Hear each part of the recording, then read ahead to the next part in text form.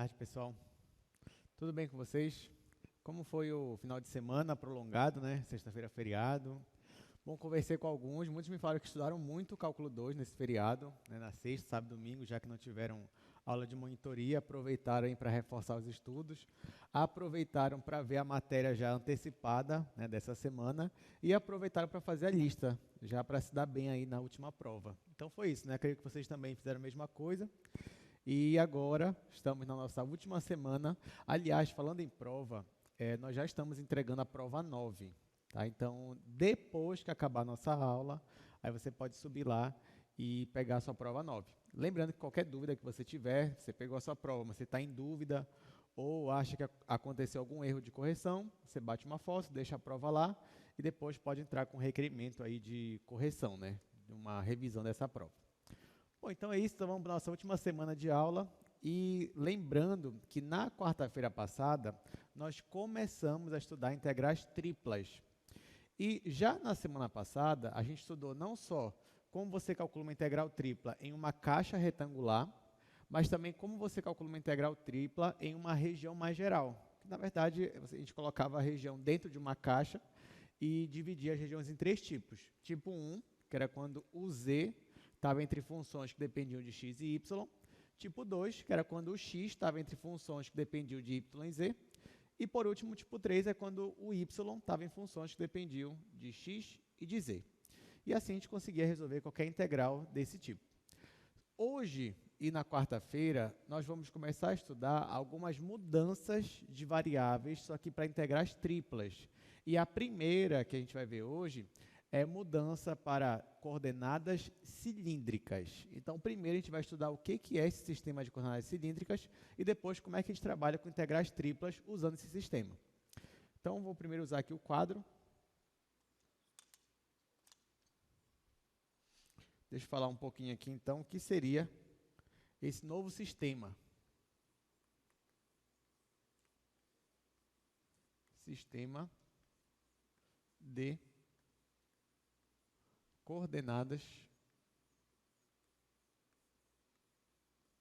cilíndricas.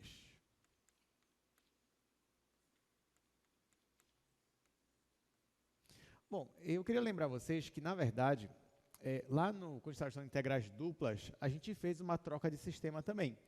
Então, lá na época, você tinha o plano cartesiano, que estava em integrais duplas, né? E a gente lembrou como é que você localiza um ponto em um plano, usando as coordenadas tradicionais, que são as cartesianas ou retangulares. Depois, a gente estudou um novo método para você localizar um ponto no plano. Esse método era as coordenadas polares. Então, aqui a gente vai usar o mesmo raciocínio. Primeiro, a gente vai lembrar como é que eu localizo um ponto no espaço, ou seja, numa área assim, numa região tridimensional, onde você tem os três eixos, x, y e z. Como é que eu localizo um ponto nessa situação? Depois disso, qual seria uma outra forma de eu localizar o mesmo ponto no mesmo lugar? Então, vamos considerar aqui nossos eixos tradicionais primeiro.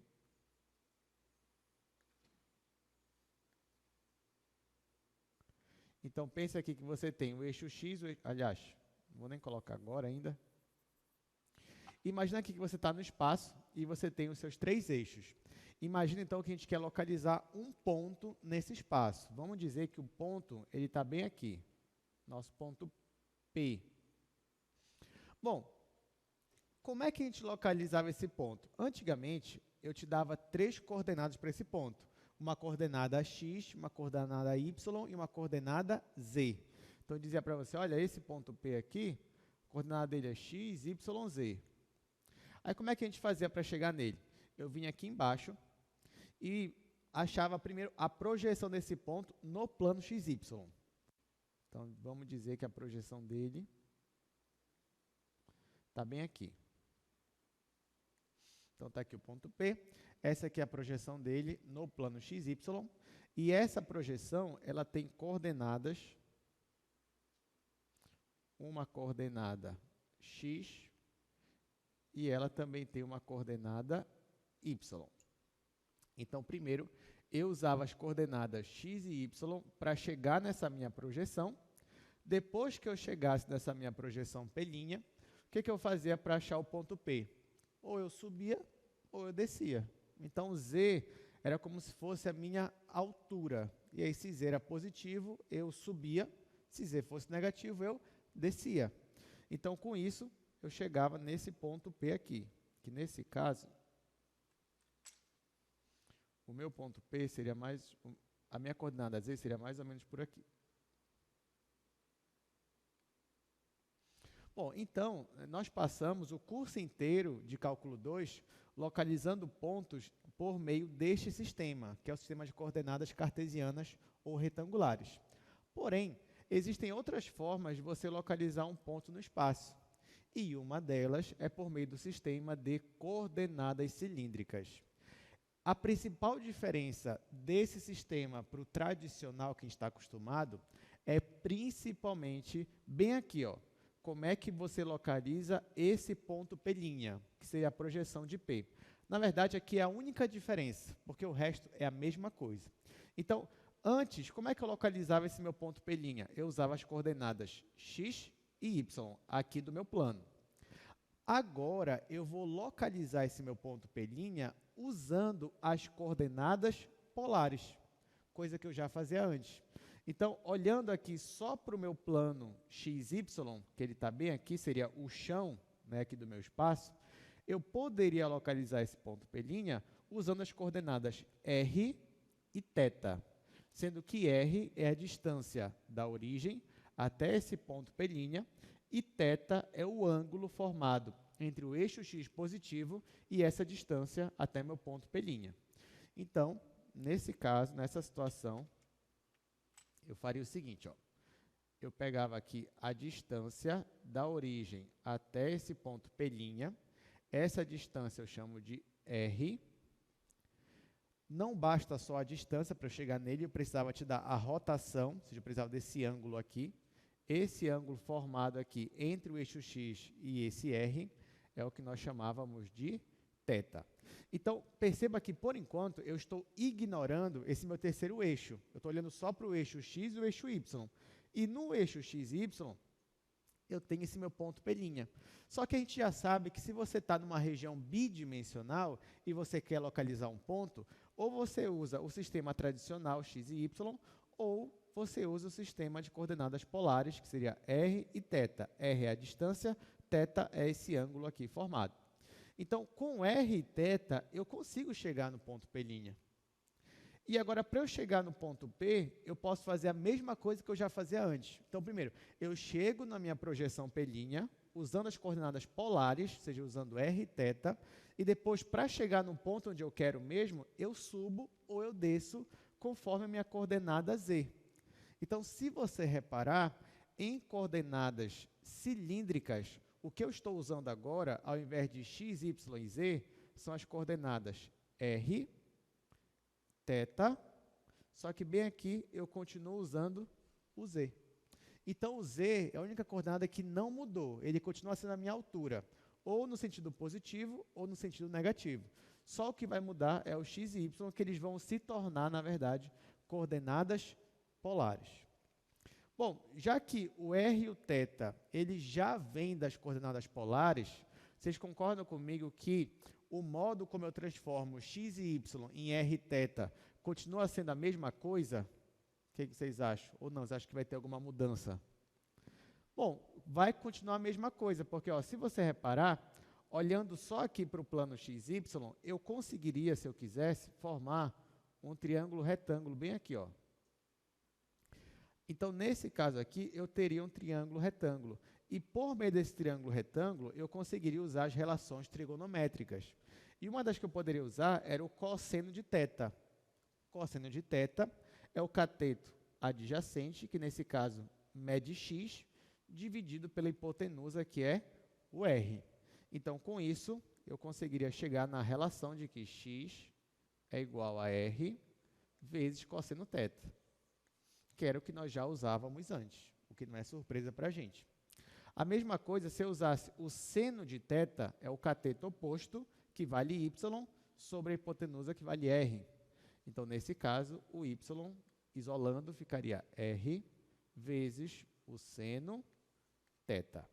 Então, agora, eu escrevo x e y conforme as coordenadas polares. O meu z, o modo como eu estou olhando para ele, continua a mesma coisa. Então, eu não mudei o z. O z continua sendo a distância, digamos assim, do meu ponto até o eixo z, até esse eixo aqui que aponta para cima, né? Então, já que isso aqui não mudou, olha como eu vou escrever o z. Eu digo, então, que z das coordenadas cartesianas é o mesmo z das coordenadas cilíndricas. Então, quando eu digo isso, quer dizer que o z não mudou de formato. O z continua sendo a mesma, a regra para ele continua sendo a mesma. Então, essas aqui são as expressões para você converter, digamos, de coordenadas cilíndricas para coordenadas cartesianas ou retangulares. Então, se eu te der o r, o θ e o z, você consegue transformar essas coordenadas em coordenadas retangulares usando essas três fórmulas. Bom, a nossa vantagem é que a fórmula para x e y não mudou, né? Ficou a mesma coisa, então a gente não vai ter tanta dificuldade assim. Além disso, se eu quiser transformar de coordenadas agora retangulares para coordenadas cilíndricas, que outras relações eu poderia usar? Olhando ainda para o meu triângulo retângulo, eu percebo que eu tenho dois catetos, que é o x e o y, e uma hipotenusa, que é o r. Poderia aplicar o teorema de Pitágoras nesse triângulo. E se eu fizesse isso, eu ia obter a relação r² é igual a x² mais y². Outra relação útil para mim também é se eu usasse a tangente de θ, porque ficaria o cateto oposto, que é y, sobre a hipotenusa, que é x. E nesse caso, então, eu obteria essa relação. Tangente de θ é igual a y dividido para x. Então, mais uma vez, perceba que eu estou usando as mesmas relações que a gente usava nas coordenadas polares. E o z? O z das coordenadas cilíndricas é o mesmo z das coordenadas retangulares. Então, por isso que eu continuo colocando z igual a z, já que o modo que eu olho para ele é a mesma coisa. Deu para entender esse novo sistema, que na verdade é só como se fosse uma junção das coordenadas polares com o que a gente já sabia antes do espaço tridimensional? Pois é, agora a gente vai para os slides, a gente só vai fazer um resumo do que já foi colocado aqui, a gente vai resolver alguns exercícios, principalmente para a gente começar a se acostumar com esse novo sistema aqui tridimensional. Bom, então, a nossa aula de hoje é a aula 28, onde nós estamos falando sobre coordenadas cilíndricas, que é uma mudança de variáveis, na verdade, né? E nesse sistema novo, que é o sistema de coordenadas cilíndricas, um ponto P no espaço, ele ainda é representado por uma tripla ordenada, ou seja, por três variáveis, só que ao invés das variáveis x, y e z, eu estou usando as variáveis r, θ e z. Sendo que r e θ são as coordenadas polares da minha projeção de P no plano XY. E z ainda é a distância orientada desse plano até P, ou seja, z é como se fosse a nossa altura.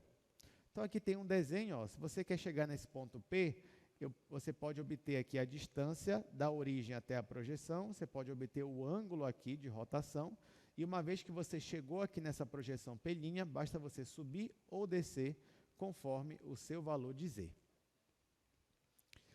Então, para a gente converter de cilíndricas para retangulares, a gente vai usar essas três relações aqui. E o contrário, para a gente converter de retangulares para coordenadas cilíndricas, nós vamos usar essas três relações aqui, que na verdade só são duas equações em cada, né? Já que z igual a z não chega a ser bem uma relação, né? Bom, então vamos resolver aqui esses dois exercícios, ó. Descreva a superfície cuja equação em coordenadas cilíndricas é r igual a 1. Depois vai ter o exercício 2, que é a mesma coisa, só que a superfície agora é z igual a r. Então, ó, o desafio aqui é, ele te dá uma equação, só que ele fala que essa equação já está em coordenadas cilíndricas, e ele quer que a gente descreva como é essa superfície.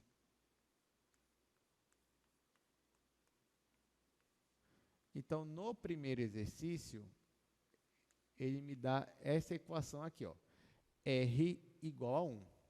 E ele quer que eu descreva essa superfície. Bom, aqui eu posso olhar de duas formas. Ou eu já posso olhar nas coordenadas cilíndricas, como a gente acabou de aprender, ou se eu tiver dificuldade, toda vez que você tiver dificuldade em descrever alguma superfície, você pode, se quiser, fazer o quê? Converter essa equação para coordenadas retangulares, caso você tenha mais facilidade. E aí você vai ver se você vai conseguir, então, enxergar a sua região. Porque, por exemplo, isso aqui é uma curva cilíndrica, né? Uma curva em coordenadas cilíndricas. Se eu quisesse transformar isso aqui para coordenadas retangulares, qual relação eu ia usar? Eu ia vir para cá, eu tenho aqui essas minhas relações, isso daqui é quando eu já tenho uma coordenada cilíndrica, eu quero passar para retangular ou vice-versa. Então, eu posso usar uma dessas aqui. No caso, eu tenho R igual a 1. Se eu jogo aqui R igual a 1, eu vou ter x igual a cosseno θ, y igual a seno θ. Isso daqui não vai me ajudar muito, pelo menos não diretamente. Poderia trabalhar com isso. Mas eu vou olhar para cá. Ó. Nesse caso aqui, eu tenho essa relação. R ao quadrado é igual a x ao quadrado mais y ao quadrado. Se o meu R é igual a 1, como é que vai ficar essa minha equação? Vai ficar x quadrado mais y ao quadrado igual a 1. Essa expressão x quadrado mais y ao quadrado igual a 1 te lembra o quê? Vai te lembrar uma circunferência de centro na origem e raio 1. Mas isso se a gente tiver o quê? No plano xy. Se você estiver no plano xy, se estiver aqui, ó, no plano xy, então isso daqui, ó, vai te dar uma circunferência de centro na origem e raio 1. Já que isso daqui, em coordenadas cartesianas, seria x quadrado mais y ao quadrado igual a 1. Só que agora a gente não está mais em planos, em coisas bidimensionais. A gente está agora no espaço. A gente está em regiões tridimensionais. Nesse caso, então, eu preciso representar esse meu desenho aqui, essa minha relação, no espaço x, y, z. Então, eu venho, faço aqui os três eixos. Faço aqui os três eixos, x, y, z. Eu já sei que no plano xy eu vou ter uma circunferência de centro na origem e raio 1. Então, eu vou ter algo mais ou menos assim, de raio 1. Só que você se pergunta agora, tá, mas e aí? E o z? Aí eu te pergunto, aqui tem alguma exigência para z? O que vocês acham? Tem alguma exigência para z? Não. O que significa, então, que o z está livre? Então, na verdade, essa imagem aqui, que é a circunferência, ela é projetada ao longo do eixo z. Então, na verdade, ó, é como se você desenhasse várias circunferências em alturas diferentes, tanto no sentido positivo quanto no sentido negativo. Então, essa figura aqui, na verdade, seria algo assim. Claro que isso continuaria crescendo tanto para cima quanto para baixo. Então, essa superfície aqui, na verdade, ela descreve um cilindro de volume infinito. Então, é isso que está acontecendo. Claro que eu também poderia desenhar isso aqui olhando para essa minha equação como coordenadas cilíndricas. Porque, em termos de coordenadas cilíndricas, o que ele está dizendo? Que a única coisa que tem que ser constante é a distância dos pontos até o eixo z. Então, a distância de qualquer ponto até o eixo z, obrigatoriamente tem que ser 1. Quando você pega todos os pontos no espaço que estão à mesma distância igual a 1 do eixo z, você consegue obter também o seu cilindro.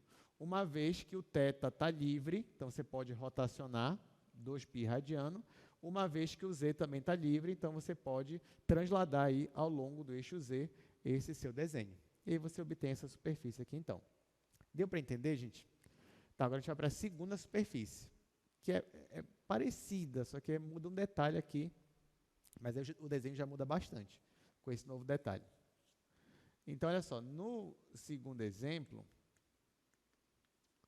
a nossa superfície é R igual a Z.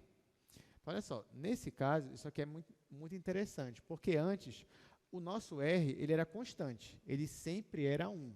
Agora não. Perceba que o R ele depende de Z. É como se isso aqui estivesse dizendo para a gente, olha, conforme o Z ele vai aumentando, Por exemplo, conforme eu vou aumentando a minha altura, a distância dos pontos até o eixo Z também vai aumentando. Então, isso daqui nos diz que a nossa distância ela vai aumentando dessa superfície conforme eu vou alterando a minha altura, conforme eu vou aumentando a minha altura. Mas pensando assim, pode não ser tão fácil para a gente enxergar logo. Mas como eu sempre digo, se você tiver dúvida de como é a superfície, nós podemos usar as relações que estão ali. Então, por exemplo, eu poderia de novo usar essa primeira equação aqui, r² igual a x² mais y². Só que no lugar do r eu vou colocar o z. Então, eu venho aqui e coloco z² igual a x² mais y². Isso vem daquela relação, r² igual a x² mais y². Só que no lugar do r eu coloquei o z. Quando eu faço isso, eu obtenho uma equação em coordenadas cartesianas e coordenadas retangulares.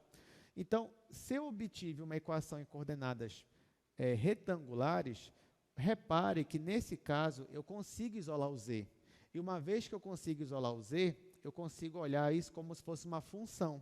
E aí eu consigo tentar fazer o gráfico dessa função. Então, isolando o z aqui, eu vou obter z igual a mais ou menos, perceba que isso aqui vai me dar duas funções diferentes, raiz quadrada de x² mais y². Então, aqui eu tenho dois gráficos a considerar, ou o positivo dessa raiz quadrada ou o negativo. Tá, só que a pergunta é a seguinte, vamos considerar positivo. Então, imagina que o z é igual a raiz de x² mais y². A pergunta é, eu sei desenhar esse gráfico? E a resposta é sim, nós sabemos desenhar, porque isso daqui, gente, é gráfico de funções de duas variáveis. Então, lembra que a gente já teve aula disso. Eu sei que assim, faz um tempinho, né, que a gente viu esse assunto. Mas, se vocês repararem, desde quando a gente está falando sobre integrais triplas, a gente está usando muito esse assunto. Então, até uma dica que eu dou para vocês é revisar aquela aula de gráficos. Eu nem lembro, faz um tempo já que a gente viu isso. Até para quando chegar numa situação dessa aqui, você saber descrever como é essa superfície, como é o gráfico dessa função. Mas só recapitulando, eu só vou recapitular aqui os passos, né? Como é que você faz para desenhar o gráfico de uma função? Por exemplo, imagina que eu quero desenhar o gráfico do positivo aqui. Então, imagina que eu quero... Então, imagina que eu quero desenhar esse gráfico aqui. Z igual a positivo, raiz quadrada de x² mais y². O que eu faria numa situação dessa?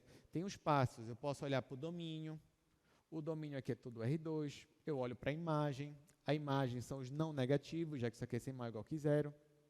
Depois, eu olho para a projeção desse gráfico no plano XZ. Então, por exemplo, no plano XZ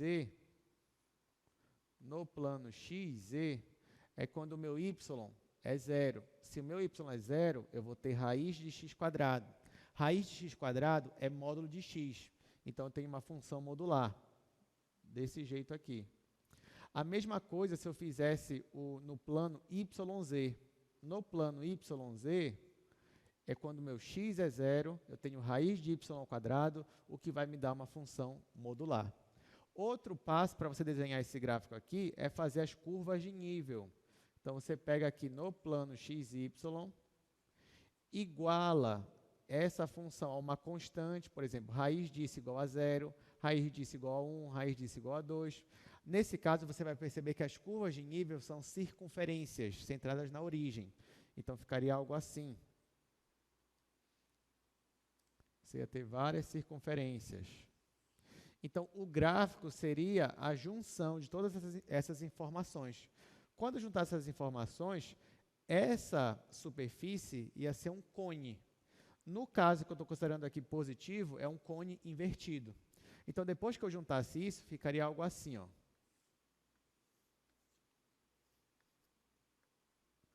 Eu colocaria aqui um cone.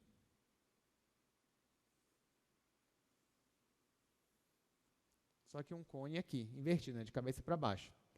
Além disso, eu teria que considerar também essa função aqui, só que ó, o negativo. Só que eu não vou precisar fazer tudo de novo, né? Porque a única coisa que eu fiz foi multiplicar a minha função pelo menos. Quando eu faço isso, eu só inverto aqui a minha imagem, inverto a minha superfície. Então, vai ficar um cone já de cabeça para cima, só que dessa parte aqui para baixo.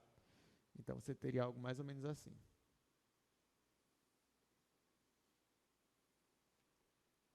Então, essa daqui é a superfície da nossa equação R igual a Z. Então, perceba que nesse caso, realmente, são os pontos onde, conforme você vai crescendo, ó, note que a altura de cada ponto equivale à distância desse ponto até o eixo Z. Por isso que diz R igual a Z. Então, para cada altura, você tem a mesma distância aqui até o eixo Z. Por isso que vai dar essa superfície aqui que a gente está vendo agora. Alguma dúvida até aqui? Tá, então a gente vai para o terceiro exercício. Esse é um dos mais importantes para a gente hoje. Então, olha só o terceiro exercício. Olha o que ele vai pedir para a gente. Determine o jacobiano para as coordenadas cilíndricas. Então, vamos lá. Aqui não tem muito o que escrever de informação, ele só quer o jacobiano. Esse aqui é o terceiro exercício. Tá, mas antes da gente fazer, eu só queria comentar aqui com vocês rapidamente, por que ele está pedindo o jacobiano? O que é o jacobiano? Quando foi que a gente viu o jacobiano? A gente estudou jacobiano quando a gente começou a estudar mudança de variáveis. Na verdade, a única mudança que a gente tinha visto até então era para coordenadas polares. E lá apareceu o jacobiano. Mas o que é o jacobiano? O jacobiano é aquele fator de correção. Aliás, vamos com calma. A gente primeiro define o jacobiano como sendo determinante de uma matriz. Então, toda vez que você muda as variáveis, por exemplo, você tinha as variáveis x e y. Você não quer mais x e y, você quer agora as variáveis u e v. Toda vez que você muda as variáveis, para que o seu problema continue dando a mesma resposta, você vai precisar desse jacobiano. Porque o jacobiano, na verdade, é o nosso fator de correção. Porque quando você muda as coordenadas, você acaba mudando o formato da sua região de integração. Mas como é que eu mudo o formato da minha região de integração e continua dando o mesmo resultado? Eu vou precisar aplicar um fator de correção. E esse fator de correção é o jacobiano. Então, agora, hoje, nós estamos estudando coordenadas cilíndricas. Só que as coordenadas cilíndricas nada mais são do que também uma mudança de variáveis. Porque você estava com as coordenadas x, y e z. E você quer mudar para as coordenadas r, θ e z. Então, se você muda as variáveis, então você tem uma mudança de variáveis. Se você tem uma mudança de variáveis, faz sentido você querer calcular o jacobiano. Agora, vamos relembrar o que é o jacobiano. Mas, primeiro, o primeiro passo para você calcular o jacobiano é você escrever as suas coordenadas x, y e z em função das novas coordenadas, que nesse caso é r, θ e z. Então, eu vou usar aquelas relações que a gente já descobriu ali no primeiro quadro, eu só vou repetir elas aqui. Então, ó, o primeiro passo é lembrar que eu já sei que x é igual a r cosseno, eu já sei que y é igual a r seno, e eu já sei que z é igual a z. Então, o primeiro passo que eu fiz foi escrever as minhas coordenadas x, y e z em função das novas coordenadas, que nesse caso é r, θ e z. Agora que eu escrevi isso, eu vou montar a minha matriz jacobiana, porque o jacobiano é o determinante de uma matriz. Nessa matriz vai aparecer as derivadas parciais. Então, ó, era assim que a gente colocava. Nosso jacobiano é a mudança de variáveis. Isso aqui é só uma anotação. Estou dizendo que eu estou mudando as variáveis de x, y e z. Eu estou mudando para as variáveis r, θ e z. Então, isso daqui me dá uma matriz, onde, nesse caso, eu tenho 3 coordenadas mudando para 3 coordenadas. Então, a minha matriz agora vai me dar uma matriz 3 por 3, ao invés de 2 por 2, como a gente estava acostumado. Onde, na primeira linha da minha matriz, eu vou colocar as derivadas parciais de x, ou seja, vai ser a derivada parcial de x em relação a r, derivada parcial de x em relação a θ, derivada parcial de x em relação a z. Então, isso vai ser a nossa primeira linha. Derivada parcial de x em relação a r, derivada parcial de x em relação a θ, derivada parcial de x em relação a z. Agora, na segunda linha, vem o y, são as derivadas parciais de y. Então, eu coloco derivada parcial de y em relação a r, derivada parcial de y em relação a θ e derivada parcial de y em relação a z.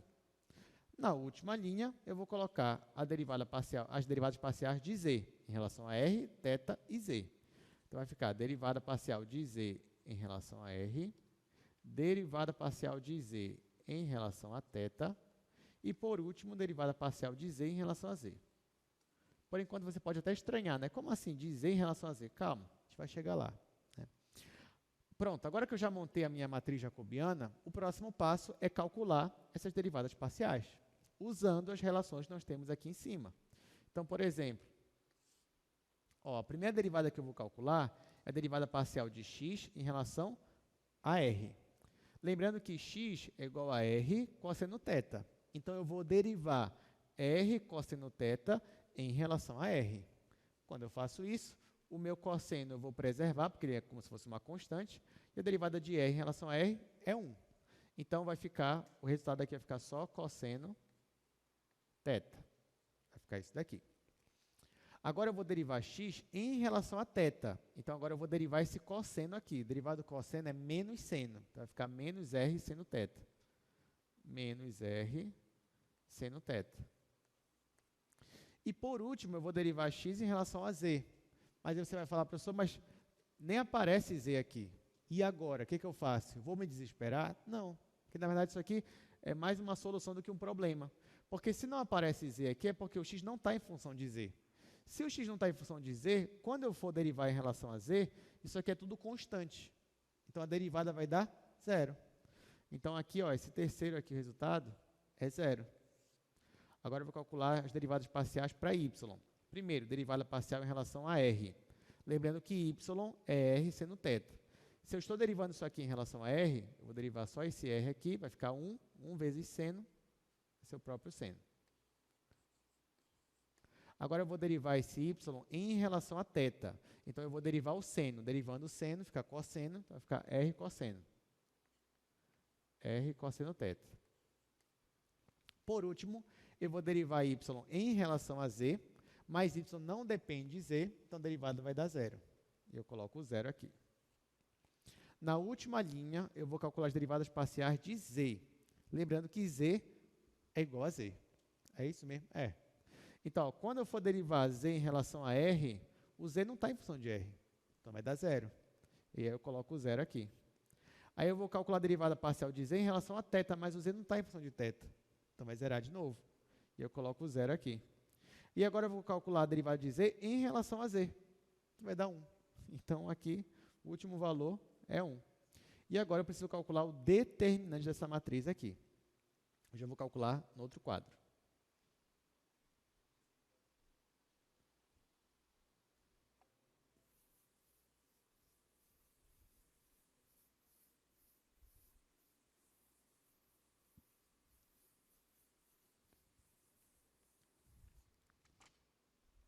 Então, só vou repetir o que já está aí, o determinante. Mas nós queremos calcular o jacobiano. Por enquanto, a nossa matriz está assim. Ela está cosseno menos r seno, 0. Aqui ela está seno. Aqui r cosseno,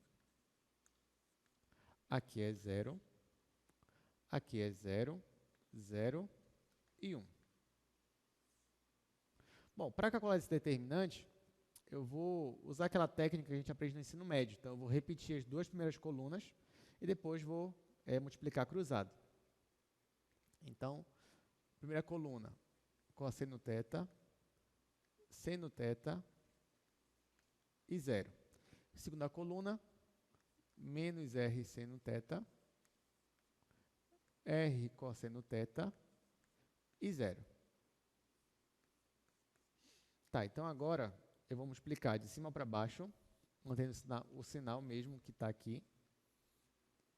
Só que quando eu faço isso, Primeiro eu vou multiplicar cosseno θ vezes r cosseno θ vezes 1. Isso vai me dar r cosseno ao quadrado. Então, aqui vai ficar r cosseno ao quadrado de θ. Quando eu for multiplicar aqui, tem zero, então vai zerar. Né? Vai ficar isso vezes 0 é 0, vezes 0 é 0.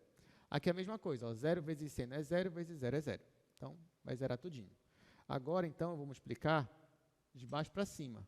Então, vou multiplicar nesse sentido aqui. Bom, quando eu faço isso, ó, aqui é 0 de novo, então vai zerar. Aqui vai zerar de novo, e agora aqui que não vai zerar, né? Então vai ficar 1 vezes seno, seno. Seno vezes menos r seno vai ficar menos r seno ao quadrado. Só que tem o menos da fórmula do determinante, né? Então, o menos da fórmula com esse menos daqui vai ficar mais. Então, mais r seno ao quadrado. Bom, o que a gente pode fazer aqui? Colocar o r em evidência. E você já deve estar imaginando o que vai acontecer, né? Quando eu coloco o r em evidência, vai ficar cosseno ao quadrado mais seno ao quadrado. E aí todo mundo já está cansado de saber, né? Que isso aqui é 1. Então, o nosso jacobiano é igual a r. O que, na verdade, é o mesmo jacobiano das coordenadas polares. O que também é natural, já que, de certa forma, x e y ainda são das coordenadas polares. Então, não vai ser dessa vez que o nosso jacobiano vai mudar, infelizmente. Eu sei que a gente queria um pouco mais de emoção, um jacobiano mais diferente, mas isso não vai acontecer. Então, ainda quando a gente estiver em coordenadas cilíndricas e você for calcular uma integral e você mudar as variáveis para coordenadas cilíndricas, quem vai aparecer de jacobiano é novamente o nosso r. Tá, mas por que a gente calcula isso aqui mesmo? A gente calcula esse jacobiano justamente para aplicar na mudança de variáveis na integral tripla agora. Então, sabendo disso, ó, agora que eu sei que meu jacobiano é r, então olha só o que vai acontecer. Então, imagina que eu estou com uma integral tripla, em uma região aqui de uma função, f de x, y, z. Só que eu olhando para essa região aqui, eu percebo que é muito mais fácil para mim, para eu trabalhar com ela usando coordenadas cilíndricas. Então, quando eu mudo as coordenadas, eu preciso mexer aqui no meu integrando. Então, quando eu faço isso, ó, a minha região vai mudar, a minha região de integração. Então, vou colocar uma outra letra aqui, só para representar essa mudança. Aqui no meu integrando, onde tiver x, vai aparecer r cosseno. Onde tiver y, eu vou colocar r seno. Então, perceba que não vai mais ter o x e o y, vai ficar r cosseno e r seno. Mas onde tiver o z, vai continuar z. Né? O z não muda. Então, vou colocar o z aqui. Pronto. Então, esse daqui é o nosso argumento. Além disso, aqui vai ter o nosso jacobiano. Nosso jacobiano agora é r. E depois vai ter as minhas integrais, né? dz, dr, dθ. Aqui não vai dar espaço, mas o importante é esse daqui. Então, ó, quando eu mudar a minha integral para coordenadas cilíndricas, no lugar do x eu vou ter r cosseno, no lugar do y eu vou ter r seno, no lugar do z continua z, e eu não posso esquecer do meu jacobiano. Então, essa que é a mudança de variáveis quando eu estou com coordenadas cilíndricas. Bom, então agora que nós sabemos disso, está até aqui a equação completa, né? Então, ó, se você tem uma transformação que leva uma região B, do espaço r θ z para uma região E do espaço x, y, z, por meio das coordenadas cilíndricas, então nossa integral vai se transformar nesta integral aqui. Agora, que a gente sabe disso, né? Nosso trabalho aqui é resolver alguns exercícios, começando com esse daí. Um sólido se encontra abaixo do plano z igual a 9 e acima do parabolóide z igual a x quadrado mais y ao quadrado. Calcule o volume do sólido. Bom, então a partir de agora, a gente já acabou o assunto de hoje. Agora é só resolver exercício, que é uma das partes mais importantes, na verdade, né?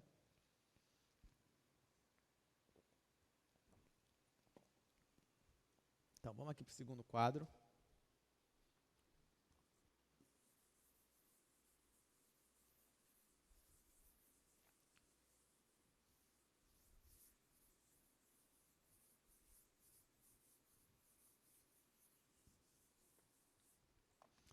Vou anotar aqui as informações que ele me deu. Então, tem essa superfície aqui z igual a 9, nossa região está abaixo dela, está acima desse paraboloide. E é só, né? Só isso que ele diz. Aí ele pede para calcular o volume do sólido. Tá, então olha só, gente. A única coisa que ele diz aqui é para calcular o volume de um sólido. Só isso que ele fala. Aí só que ele descreve como é esse sólido. Aí ele fala assim, olha, esse sólido é uma região que está acima dessa superfície aqui, x² mais y², e abaixo dessa superfície aqui, z igual a 9. E ele quer que eu calcule o volume. Na quarta-feira passada, nós aprendemos que uma das aplicações de integral tripla é justamente calcular o volume. Então, se você já sabe qual é o formato do seu sólido, é uma região B, por exemplo, e você quer calcular o volume para ele, o que você faz? Você calcula uma integral tripla da função unitária, a função f igual a 1. Então, a gente aprendeu que para calcular o volume, basta você calcular a integral tripla dessa região, que nesse caso é a região E, desse nosso exercício aí, da função 1. Então, pelo menos, o integrando, a gente já sabe quem é a função 1.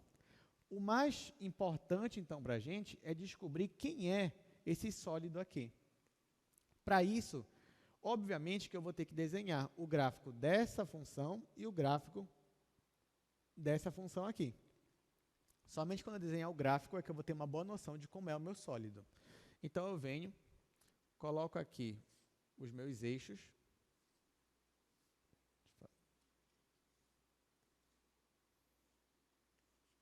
Coloco meus três eixos, x, y e z. E eu vou ter que desenhar aqui, gente, esses dois gráficos. Vamos começar por esse daqui, que é do paraboloide. Lembrando, como é que você faz um gráfico? Você faz todos aqueles passos. Mas, por exemplo, na hora que você for desenhar a projeção desse gráfico no plano YZ, que é quando você zera o x, você vai ter a função z igual a y², que é uma parábola. Aí, quando você faz isso, você vai ter uma coisa assim, ó. A mesma coisa quando você vai fazer no plano XZ, também vai ser uma parábola, já que o y vai ser zero. E quando você faz as curvas de nível, isso aqui também te dão circunferências. Então, no final, o nosso desenho aqui é esse paraboloide. Pronto. Então, esse daqui é o gráfico desta função. E agora eu vou olhar para a minha segunda função. A minha segunda função é a função z igual a 9. Isso é uma função constante. Então, nesse caso, como é o gráfico dessa função? É um plano. Só que é um plano inclinado? Não. É um plano paralelo ao plano XY, já que o z é sempre constante. Então, eu faço aqui um plano.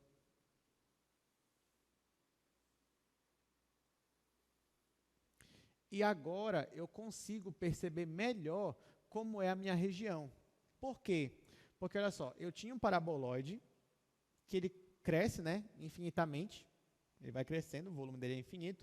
Porém, quando eu corto ele com um plano, aí eu já vou ter uma região limitada. Né? Já que eu corto ele, eu vou ter um sólido mais ou menos como se fosse um vaso, digamos assim. Então, faz sentido eu querer calcular o volume dessa nossa região, porque agora a nossa região é isso daqui. Então, é desse sólido aqui que eu tenho que calcular o nosso volume. Tá, só que enxergar aqui o desenho é importante, muito importante. Só que agora o próximo passo é, uma vez que você já desenhou, é entender quais são as regiões de integração, quais são as limitações para x, y e z.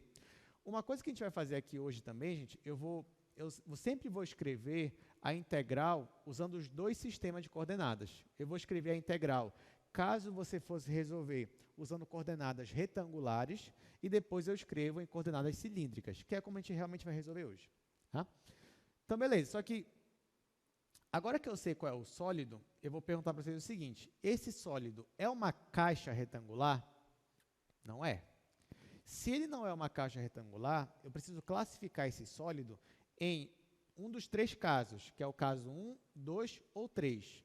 Qual é o caso aí que está se referindo? É o caso 1. Por que o caso 1? Porque no caso 1 é quando o nosso sólido ele está, digamos, sendo desenhado ao longo do eixo z, ou seja, é quando o z está entre duas funções que dependem de x e y. E de fato é isso mesmo, porque ele já me disse que o z está acima dessa função aqui. Quando ele me diz já que o z está acima dessa função e abaixo dessa, ele já está me dizendo, olha, isso aqui é o caso 1. É o z que está entre duas funções. Então, ó, ele já me disse no problema que o z ele está acima do paraboloide, acima, então ele é maior ou igual que o paraboloide, e ele está abaixo do plano, z igual a 9. Então, isso aqui caracteriza para a gente uma região do tipo 1. Isso aqui, gente, são as em coordenadas retangulares, tá? Que eu estou escrevendo. Depois eu vou transformar para coordenadas cilíndricas. Tá. Lembra também, depois que você observa qual é o caso que você está trabalhando, nesse caso é o caso 1, o próximo passo é ver qual é a projeção no plano. Então, aqui, como é o caso 1, eu tenho que enxergar qual é a minha projeção no plano XY desse meu objeto. Como é que eu faço a projeção? Eu posso fazer aqui, nesse caso, a interseção das duas superfícies. Eu quero saber o seguinte, quando elas se interceptam, qual desenho que isso forma para mim? Então, ó, quando eu igualo essa equação, esse z com esse z, o que eu obtenho? Eu obtenho x² mais y² igual a 9. É isso que eu obtenho quando eu igualo. Mas isso aqui é a equação do quê? De uma circunferência de centro na origem e raio 3. Então, na verdade, ó, bem aqui, quando eu faço a projeção desse meu sólido, aqui no plano XY, eu tenho uma circunferência de centro na origem e raio 3. Lembrando que bem aqui a minha altura é a altura 9. Tá? Então, ó, aqui embaixo eu tenho a projeção no plano XY. Então, se eu fosse olhar só para o plano XY, eu ia ter uma circunferência de raio 3, ou melhor, eu ia ter um disco. Se eu fosse querer calcular esta integral usando coordenadas retangulares, eu ia ter que olhar para essa minha região aqui e ver como é que o y está sendo limitado. Então, para eu fazer isso, eu teria que pegar essa equação aqui, ó, e isolar o y. Se eu quiser, eu poderia isolar o x também, mas nesse caso eu vou isolar o y. Se eu isolasse o y aqui, eu ia obter isso aqui. Y é igual a mais ou menos raiz de 9 menos x². Então, isso daqui me dá dois gráficos, né? Me dá duas funções. Quando eu considero positivo, é uma semicircunferência de cima. Quando eu considero negativo, é a semicircunferência de baixo. Então, eu estou com essa parte aqui de cima e essa parte aqui de baixo. E o meu y está acima dessa linha aqui de baixo e está abaixo dessa linha aqui de cima. Então, o meu y ele está entre as funções menos raiz de 9 menos x² e mais raiz de 9 menos x². Bom, da feita que eu já coloquei aqui o z, caso tipo 1, já coloquei o y e o x, caso tipo 1 também, agora eu olho para o x, só que para o x eu só olho as constantes mesmo. Então, o x está entre menos 3 e 3. Então, esses aqui são os limites de integração para x, y e z. Bom, agora que eu já tenho os limites de integração, eu já poderia calcular essa integral, sem transformar, se eu não quisesse. Então, como é que ficaria essa integral aqui, ó, do volume, agora que eu já sei as limitações para z, para y e para x? Deixa eu apagar aqui. Então, ó, o meu volume seria a integral tripla, onde o meu z está entre x² mais y² e 9. O meu y está entre menos raiz de 9 menos x² e mais raiz de 9 menos x². E o meu x está entre menos 3 e 3. A minha função é a função 1, então vai ficar só dz, dy, dx. Então, olha que legal, chegamos na nossa integral. Daqui era calcular a integral. Né? Você ia calcular a integral em relação a z, ia ficar 9 menos isso daqui. depois você ia ter que calcular em relação a y, você ainda ia conseguir, só que o problema é quando viesse isso daqui, né? Provavelmente você ia ter um certo problema com isso daqui. Talvez ia lhe dar um pouco de trabalho, essa nossa integral. Então, para que eu não tenha tanto trabalho assim, eu olhei para essa minha integral e falei, nossa, não, mas eu vou mudar as coordenadas. Então, não quero trabalhar com retangulares, eu quero trabalhar com coordenadas cilíndricas. Então, é isso que eu vou fazer. Então, agora, se eu for trabalhar com coordenadas cilíndricas, essas limitações aqui, elas vão mudar um pouquinho, né? Então, bora ver como é que vai ficar.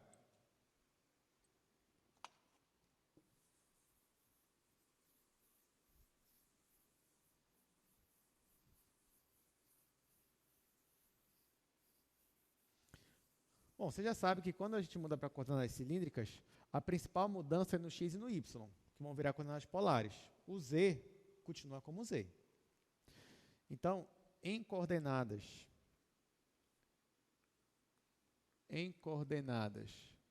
cilíndricas, como é que a gente vai ter? Bom, lembrando, toda vez que eu vou transformar o x e o y, eu tenho que olhar para o plano xy. Então, aqui eu apaguei, mas lembrando que nosso plano xy, eu tinha uma circunferência de raio 3. Então, essa que era a nossa imagem aqui. Ora, se eu for transformar isso aqui para coordenadas polares, eu vou ter que colocar isso aqui em função de r e θ. Então, para esse disco aqui de raio 3, vocês vão me dizer, o meu r está entre quanto e quanto, para esse caso aqui?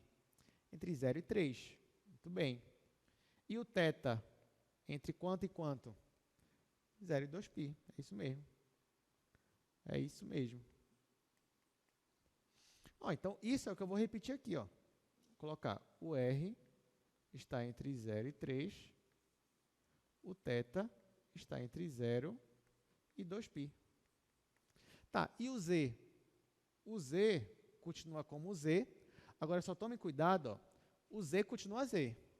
Agora, olhe para as limitações do z. Aqui era uma constante 9, vai continuar como constante. Agora aqui, gente, eu vou poder dizer que z é maior ou igual que x² mais y ao quadrado, agora que eu estou em coordenadas cilíndricas? Não, eu vou ter que transformar, toda vez que tiver x e y, até mesmo no intervalo de integração, eu vou ter que transformar para coordenadas cilíndricas. Então, quanto é x² mais y² em coordenadas cilíndricas? Isso é o quê? É o r ao quadrado. Então, aqui, o meu z, ele vai estar entre r ao quadrado e 9. Então, essas aqui são as novas limitações em coordenadas cilíndricas. Agora, bora ver como é que vai ficar a nossa integral. Então, agora o volume, o nosso volume, se eu mudar para coordenadas cilíndricas, vai ficar, ó, o meu z vai ficar entre r² e 9, o meu r está entre 0 e 3, e o meu θ entre 0 e 2π. A minha função era a função 1. Então, ela permanece aqui como função 1, só que eu não posso esquecer do jacobiano. Então, o jacobiano é r. Então, vai aparecer aqui o jacobiano r. Estou integrando primeiro em z, depois eu vou integrar em r, depois eu vou integrar em θ. E aí, qual vocês preferem? Vocês preferem essa integral tripla para resolver, ou vocês preferem essa integral tripla aqui, ó, do segundo quadro, para resolver? A primeira ou a segunda? Segunda, né? Segunda. Pois é, eu queria resolver a segunda com vocês, mas como hoje a aula é sobre cilíndricas, eu vou ter que resolver a primeira. Então, a gente vai deixar a segunda para casa. Pode resolver na sua casa.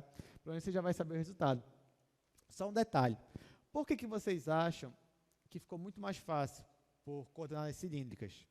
Na verdade, as coordenadas cilíndricas, elas são muito úteis e até aconselháveis quando o seu objeto ele tem uma simetria em torno de um eixo. Tá? Toda vez que você tem um sólido que tem uma simetria em torno de um eixo, não precisa ser o eixo Z, poderia ser o eixo X ou o eixo Y também. Então, você olha e provavelmente, usando cilíndricas, vai ser o caminho mais rápido. Tudo bem? Que é se você reparar aqui, ó, o nosso sólido, ele tem simetria, nesse caso, ao longo do eixo Z. Existe uma simetria. Então, por isso que quando eu passei para cilíndricas, ficou muito mais fácil para a gente. Então, só falta a gente resolver agora, né? Tá, bem aqui, ó, eu vou integrar em relação a Z primeiro. Então, o R não depende, o R aqui não é Z. Então, o R para mim vai ser uma constante. Então, constante integrando em relação a Z, vai ficar essa constante vezes Z. Então, isso aqui é igual a integral de 0 a 2π, integral de 0 a 3. Aí aqui já resolvendo a integral, fica R vezes Z. Só que aqui eu ainda vou aplicar o intervalo de integração. O nosso intervalo de integração aqui é de R² até 9. Depois ainda vou integrar em relação a R, depois ainda vou integrar em relação a θ. Bom, quando eu fizer isso, gente, vai ficar integral de 0 a 2π, integral de 0 a 3, aqui vai continuar R. Ó, no lugar do Z, eu vou colocar 9, menos, no lugar do Z, eu vou colocar R². dr dθ. Tá, agora, vamos olhar aqui para o nosso integrando. Dentro do integrando, aparece o θ? Não. Se não aparece, eu posso logo dividir em duas integrais, vai ficar mais fácil para mim. Então, eu vou dividir isso aqui em duas integrais. Então, meu volume vai ser igual a integral de 0 a 2π dθ, integral de 0 a 3. Agora, eu vou multiplicar. Vou distribuir esse R com parêntese. Então, vai ficar 9R menos R ao cubo. Vou integrar em relação a R. Bom, a integral disso é o próprio θ. Então, vai ficar θ de 0 a 2π. Agora, aqui, a integral disso vai ficar 9 sobre 2R² menos a integral disso é R² sobre 4. Vou ainda aplicar os intervalos de 0 a 3. Aqui no lugar do θ vai ficar 2π, depois vai ficar 0. Então, é 2π a resposta. 2π. Agora, aqui no lugar do R, eu vou colocar 3. Vai ficar 3², que é 9. 9 vezes 9, 81. Então, 81 dividido para 2. Menos. Aqui vai ficar 3², que também é 81. Então, 81 dividido para 4. 81 dividido para 4. Bom, aqui eu posso achar MMC. Então, o volume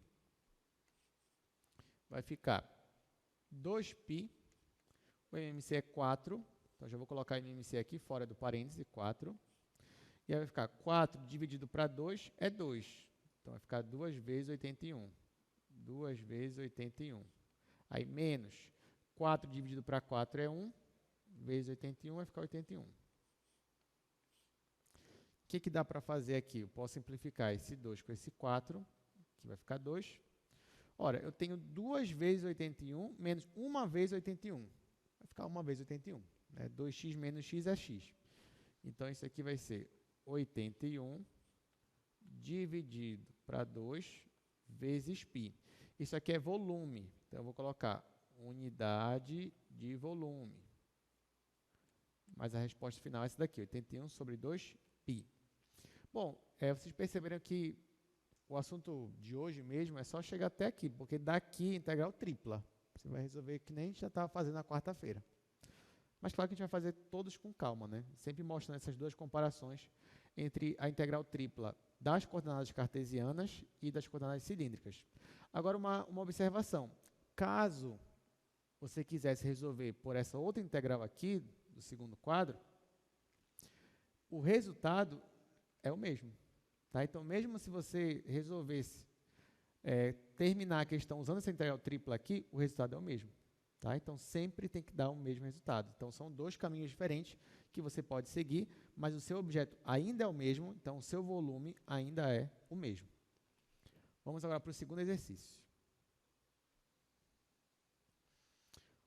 Olha só, esse segundo é um pouco mais interessante. Um sólido está contido no cilindro, da equação do cilindro, ele está abaixo do plano z igual a 4, está acima do paraboloide z igual a 1 menos x² menos y². Aí ele diz que a densidade em qualquer ponto é proporcional à distância do ponto ao eixo do cilindro. Calcule a massa desse sólido.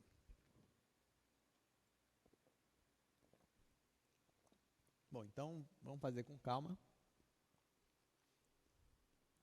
fazer aqui no primeiro quadro.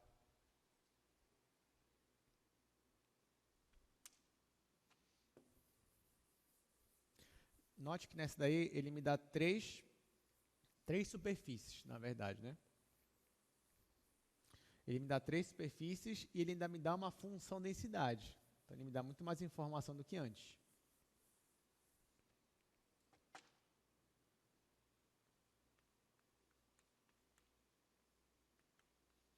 Então, vou só anotar aqui primeiro as informações. Eu tenho x² mais y² igual a 1. Z igual a 4. E z igual a 1 menos x² menos y². Tá, a densidade ainda vou comentar com vocês. Então, bora aqui para o quadro. Então, olha só. Ele me dá um objeto e ele me diz que esse objeto ele está limitado por essas três regiões aqui, por essas três superfícies. Além disso, ele me dá a densidade do meu objeto. Ele não me dá diretamente, mas ele comenta comigo. Ele fala, olha, a densidade desse objeto é proporcional à distância do ponto até o eixo Z. É isso que ele me diz. Então, por exemplo, olha só. Se eu tenho aqui o meu espaço x, y, z, e eu tenho um ponto P bem aqui, ó, um ponto P.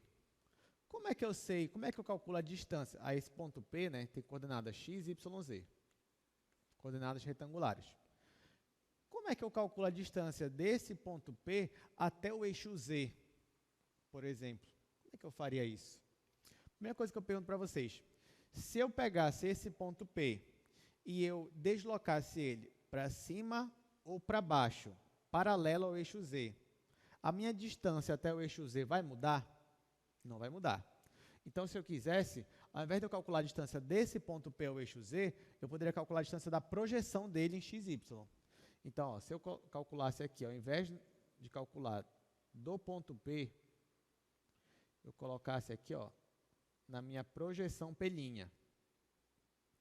Aqui nessa projeção P', eu já sei que eu tenho um valor aqui, tenho um valor aqui. Então, olha só, eu quero calcular a distância de P até o eixo Z. Só que calcular essa distância é a mesma coisa que calcular essa distância aqui de baixo. É a mesma coisa que calcular a distância da origem até o ponto P'. Se eu descubro qual é essa distância, eu descubro também qual é a distância que eu queria calcular anteriormente. Então, esta distância aqui é a mesma dessa.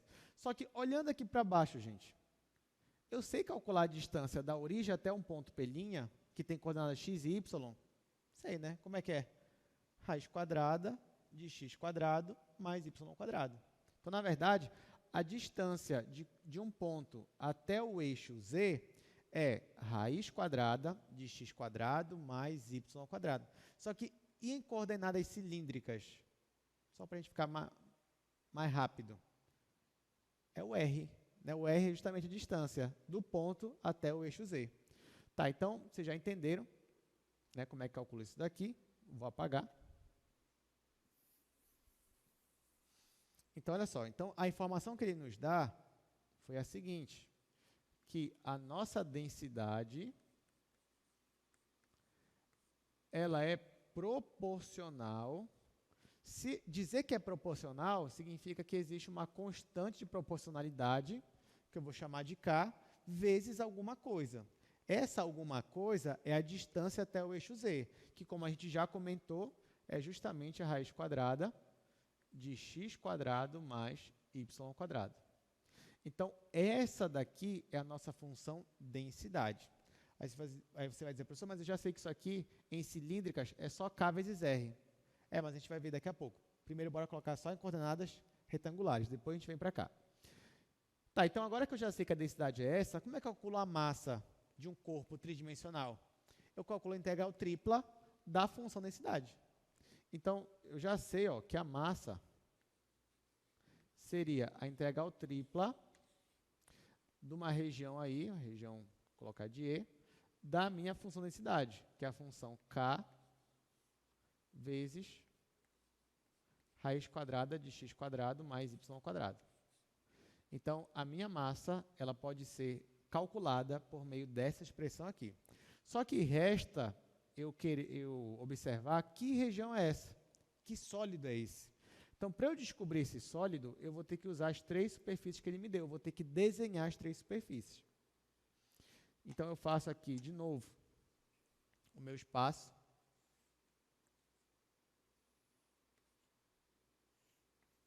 Aqui eu coloco os meus eixos, x, y e z. Bom, eu vou começar por essa superfície aqui, ó. Z igual a 1 menos x quadrado menos y ao quadrado. Lembrando que acho que a gente até já fez essa superfície aqui, mas o z, nesse caso, eu poderia escrever ele assim, ó. Z igual a 1 menos, colocar menos em evidência, x quadrado mais y ao quadrado. Então, como é esse gráfico? Bom, se a nossa função z fosse só o parêntese, z igual a x quadrado mais y ao quadrado, a gente teria o quê? Um paraboloide com cavidade para cima, apontada para o eixo z. Então, a gente teria isso daqui. A gente teria esse paraboloide aqui. Só que agora não é só isso daqui, tem um menos na frente do parêntese. Então, esse menos, ele inverte o meu paraboloide, a concavidade dele. E agora o meu paraboloide, ao invés de ficar assim, ele ficaria assim. Só que não é só isso. Além disso, eu pego esse paraboloide que já estava invertido e eu somo uma unidade. Quando eu faço isso, eu estou deslocando o meu paraboloide uma unidade para cima, no eixo z. Então, eu venho aqui, é como se eu tivesse um paraboloide. Eu tenho aqui uma parábola, primeiro, uma parábola. E aqui eu desenho um paraboloide. Então, bem aqui, ó, a distância é uma unidade no eixo z. Então, esse paraboloide que eu desenhei aqui seria essa superfície. Agora, é importante para a gente saber qual é a interseção desse paraboloide com o plano xy. Ou seja, quando o meu z é igual a 0, como é que fica a equação aqui do paraboloide? Se o meu z é igual a 0, vai ficar x quadrado mais y ao quadrado igual a 1, que é uma circunferência de centro na origem e raio 1. Então, aqui embaixo, ó, eu já estou descobrindo que aqui embaixo eu tenho uma circunferência de centro na origem e raio 1. Isso já vai me ajudar. Aliás, se você reparar, a minha outra superfície é justamente essa daqui, ó. Essa superfície aqui é um cilindro, onde a base do cilindro, digamos assim, ela está na origem, centro na origem, uma circunferência na origem e raio 1. Na verdade, essa mesma circunferência que está aqui, ela faz parte desse cilindro. Então, ó, para eu desenhar essa superfície, só vou puxar aqui para cima e desenho um cilindro bem aqui. Então, de azul, eu tenho a equação agora dessa superfície.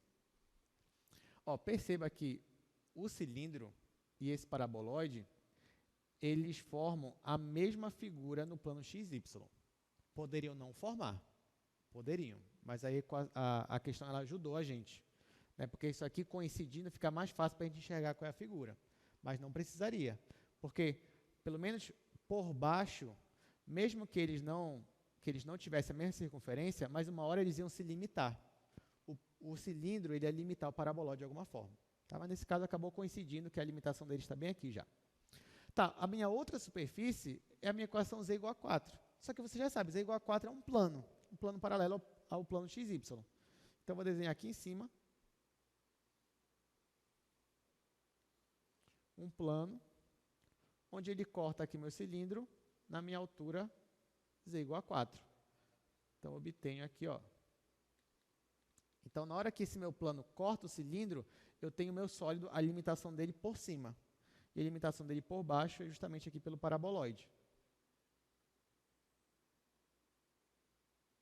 Então, ó, a nossa região, nosso sólido, ele está acima do paraboloide e abaixo aqui do meu plano, e dentro do cilindro. Então, essa daqui, ó, é a nossa região. Aí, como eu disse, né? Tá, não basta saber o desenho, né? Agora tem que saber quais são aí os meus limites de integração. Só que nesse caso, eu também posso olhar para esse sólido e, obviamente, que eu já percebo que ele não é uma caixa retangular. estou com uma região mais geral. E eu já posso olhar para ele também como uma região do tipo 1 de novo, caso 1, onde o meu z está entre duas funções que dependem de x e y. Então, eu vou escrever o seguinte. Vou apagar isso daqui, porque a gente já usou. Bom, se você reparar, já que isso aqui é uma região do tipo 1, eu vou escrever o z entre duas funções. O z está acima do paraboloide e abaixo do meu plano.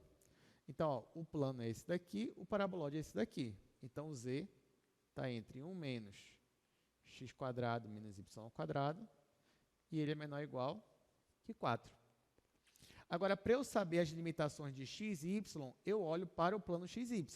Só que quando eu olho para o plano xy, você já sabe que nós temos uma circunferência de centro na origem e raio 1 dessa vez.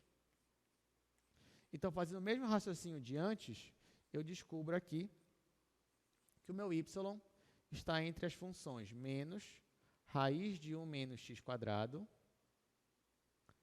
e aqui mais raiz de 1 menos x². Já o meu x vai estar entre menos 1 e 1. E com isso, então, com essas três limitações, eu consigo achar ali, para aquela minha integral tripla, né, eu consigo calcular a massa dela. Mas olha como é que ia ficar se eu realmente fosse usar essas limitações. Vou fazer aqui no outro quadro.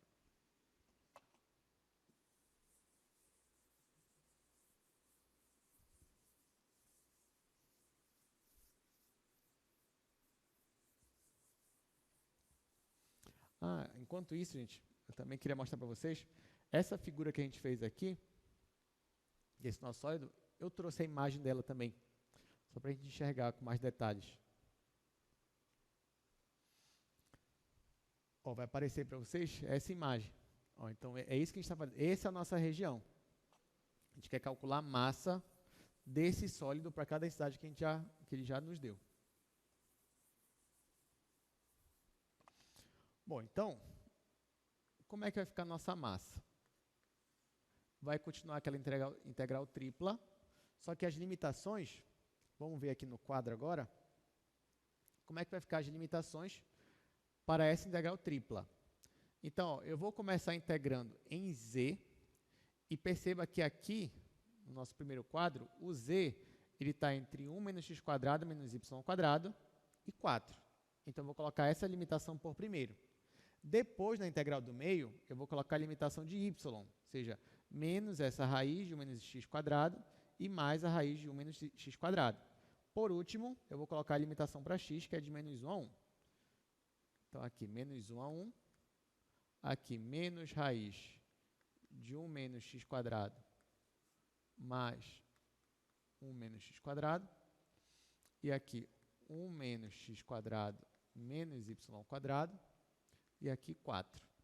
A minha função é raiz, na verdade é constante, né? K vezes a raiz de x² mais y². Aqui eu estou integrando primeiro em z, depois em y, depois em x.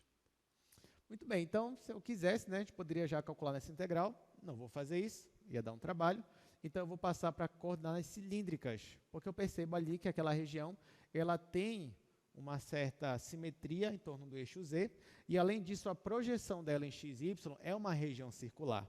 Então, faz muito mais sentido para mim passar para coordenadas cilíndricas. Então, em coordenadas cilíndricas,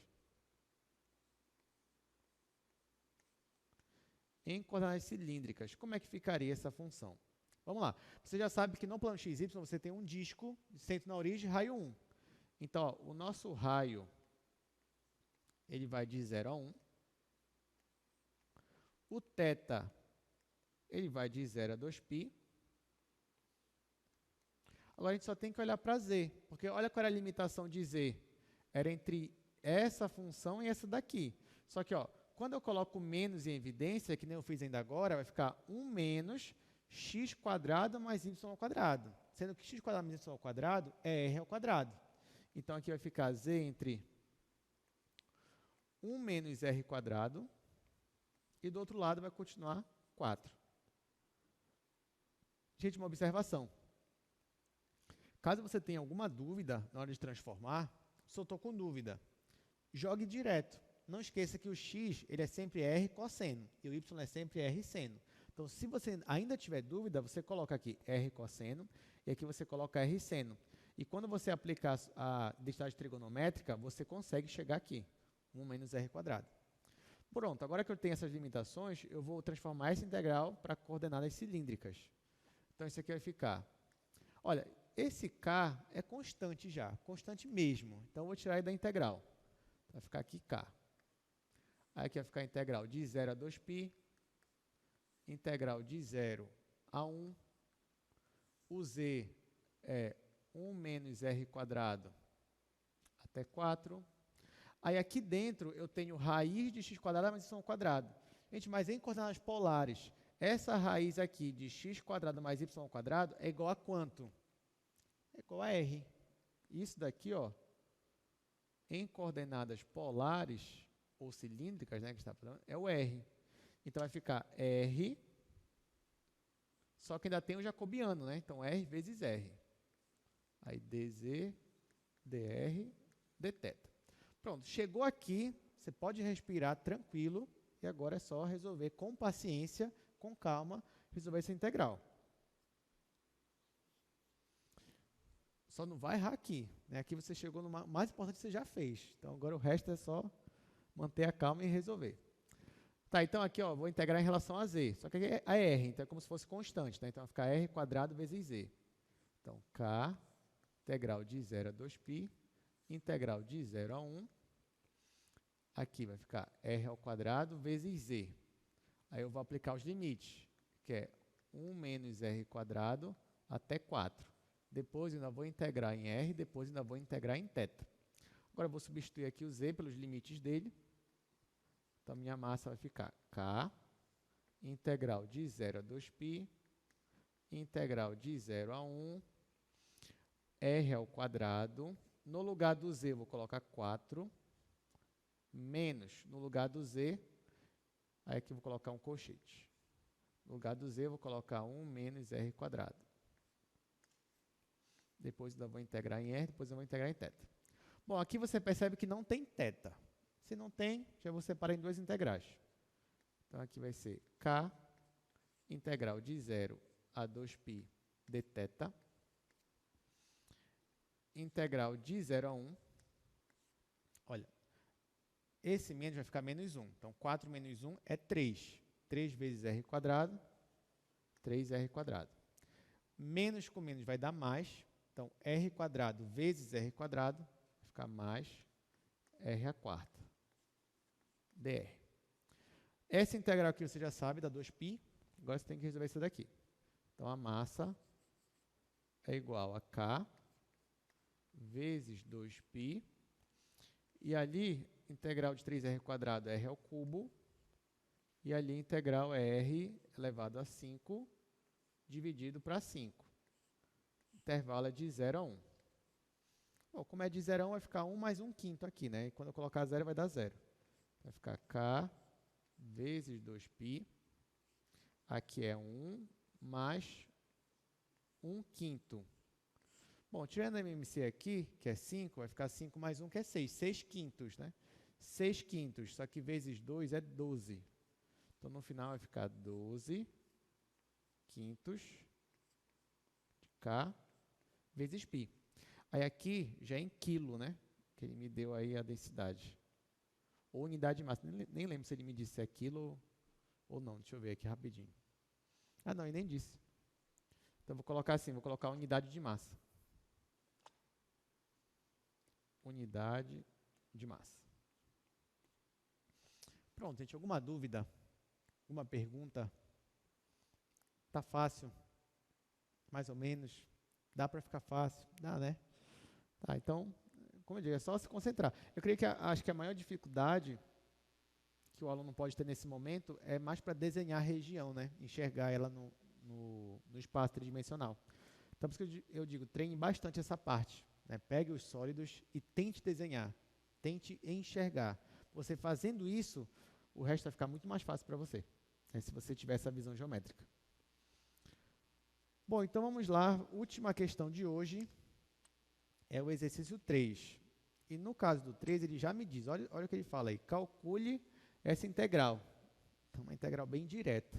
Então, se você quisesse, você poderia nem desenhar, você já poderia sair integrando isso daí. Só que você teria uma dificuldade de integrar isso daí, né? Já deu para perceber. Tá, então, vamos fazer essa daí. Vou colocar aqui no...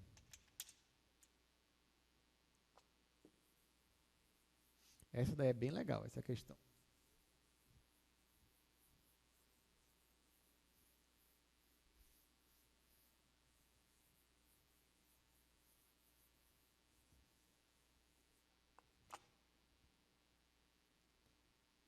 Vamos lá, último exercício.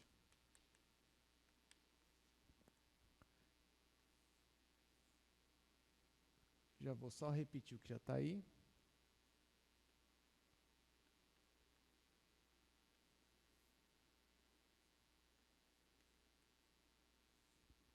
A última.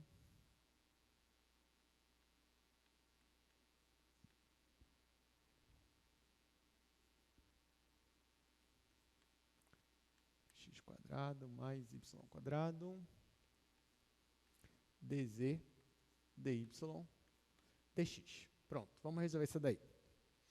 Olha só, gente. Ele me deu a integral e pede para calcular a integral. Se eu quisesse, eu já poderia transformar isso aqui para coordenadas cilíndricas. Mas antes, é até bom que você sempre faça o desenho. Sempre, mesmo que ele não peça. Então, vamos fazer primeiro um esboço dessa região. Então, para isso, eu vou usar as limitações que ele já me deu nessa integral. A primeira limitação que ele me deu já é para z. Então, isso aqui já vai ser suficiente para eu enxergar muito, ou quase tudo da minha figura. Porque, olha só, por meio do que ele falou aqui nessa integral, você já percebe que o z ele é maior ou igual que essa função aqui, raiz de x quadrado mais y quadrado. E o z é menor ou igual que 2. Então, eu vou ignorar, por enquanto, o x e o y, e eu vou olhar só para cá. Então, o meu sólido ele é uma região que está acima desse gráfico e abaixo desse gráfico. Então, eu vou desenhar esses dois gráficos, esse gráfico aqui e esse gráfico aqui. Então, faço aqui o meu espaço x, y e z. Vamos desenhar primeiro essa função, desenhar ela de amarelo. Bom, essa função aqui, z igual a raiz de quadrado mais y quadrado, se eu fosse fazer a projeção dela no plano YZ, eu ia zerar o x, ia ficar raiz de y ao quadrado, que ia ficar módulo de y. Então, eu ia ter aqui uma função modular. Além disso, se eu fosse calcular as curvas de nível para essa função, eu ia igualar aqui a uma constante e eu ia ter circunferências de centro na origem e o raio da própria constante que eu igualei. Então, na verdade, esse desenho é um desenho de um cone, que nem a gente tinha feito hoje no início da nossa aula. Claro que aqui eu pulei todas as etapas de construção de gráfico, porque, como eu disse, você tem que, eu já disse para você, né, revisar essa parte de construir gráfico. Mas se você aplicar aquele passo a passo, você obtém essa região aqui. Então, o z está acima desse cone invertido e abaixo do gráfico da função z igual a 2. Só que você já sabe, z igual a 2 é uma função constante, então é um plano paralelo ao plano xy. Vou fazer isso aqui de rosa. Então, vai ficar o plano bem aqui. E esse plano é o que vai limitar o meu sólido, porque se não fosse ele, o cone, ele ia crescer infinitamente. Então, com isso, olhando para cá, eu percebo que bem aqui eu tenho uma limitação, e aí o nosso sólido é justamente esse que já estava aparecendo aqui para a gente. Tá? Então, o nosso sólido é isso daqui. Agora, já que isso aqui é uma função, é uma região que eu estou classificando como tipo 1, é importante para mim saber qual é a projeção dela no plano XY. Só que quando eu igualo essas duas aqui, ó, quando eu igualo isso igual a isso, para saber a interseção, eu vou ter raiz de x quadrado mais y quadrado igual a 2. Então, eu vou ter x² mais y² igual a 2². Ou seja, quando eu olho aqui para o meu plano xy, o que eu vou obter, na verdade, é uma circunferência de centro na origem e raio 2. Então, bem aqui nosso raio 2. Então, essa aqui é a minha projeção no plano XY. Então, se eu olhar aqui, ó, só para o plano XY, onde eu tenho uma circunferência de centro na origem e raio 2, isso me explica as limitações aqui, ó, para y e para x.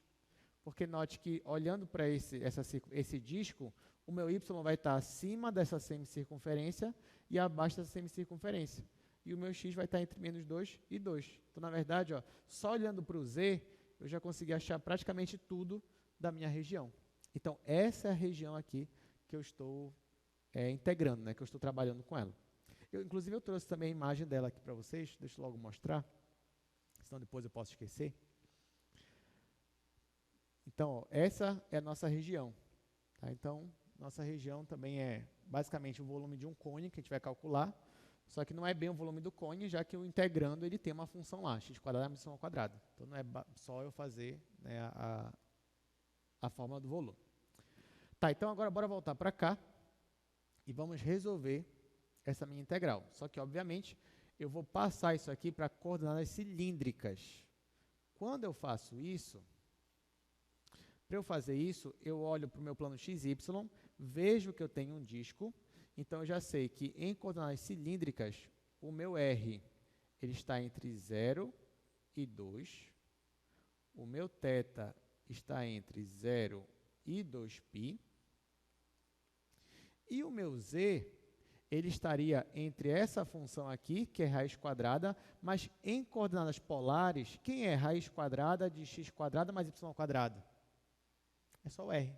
Então, na verdade, o z está entre r e a constante 2. Então, isso aqui em coordenadas cilíndricas. Pronto, e agora que a gente já sabe coordenadas cilíndricas, eu vou transformar aqui essa nossa integral. Então, vai ficar aqui, o meu z está entre r e 2, o meu r está entre 0 e 2, e o meu θ está entre 0 e 2π. Aqui dentro, ó, eu tenho x² mais y², mas eu já sei que isso aqui, em coordenadas cilíndricas, né, isso aqui é o r ao quadrado. Então, vai ficar r ao quadrado vezes o jacobiano, aqui, r. Aí, dz, dr, dθ. Aí eu vou terminar a integral no outro quadro.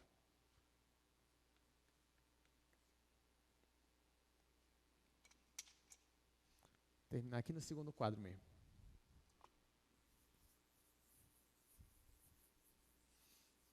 Pronto, e agora falta pouco, né? Porque agora o resto aí é só integrais triplas mesmo, como você já está acostumado.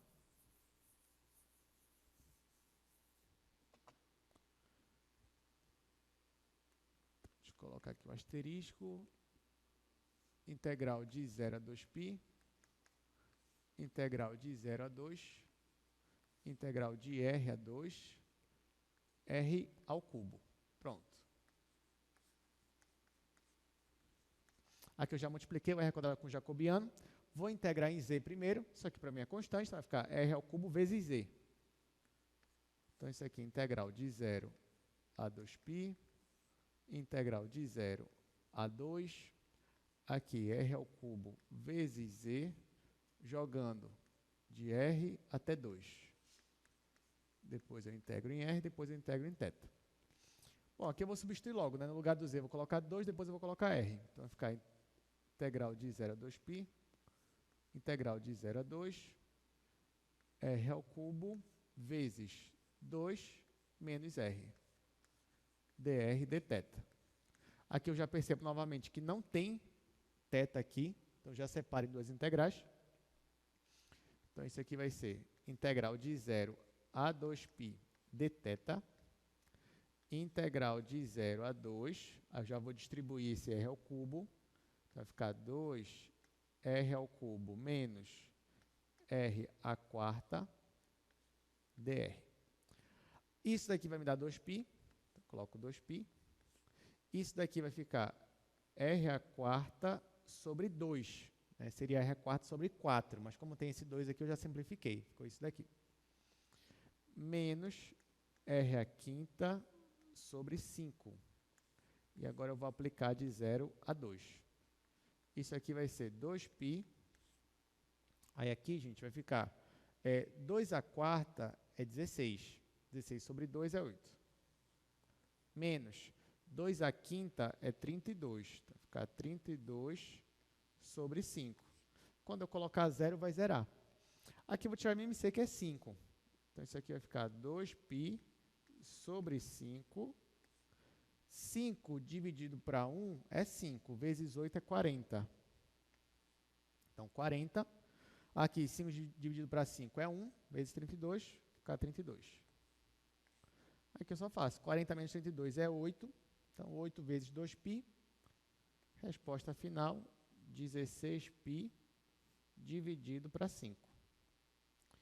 Então, com isso, finalizamos mais uma questão. Alguém tem alguma pergunta? Bom, então, se ninguém tem pergunta, finalizamos as questões e aí na próxima aula a gente vai estudar o sistema de coordenadas esféricas. Aí vai mudar um pouquinho mais. O jacobiano não vai ser o mesmo, aí talvez seja um pouco mais emocionante, mas o que a gente resolveu hoje também foi bem interessante. Então, até quarta-feira. Obrigado pela presença de vocês. Até mais.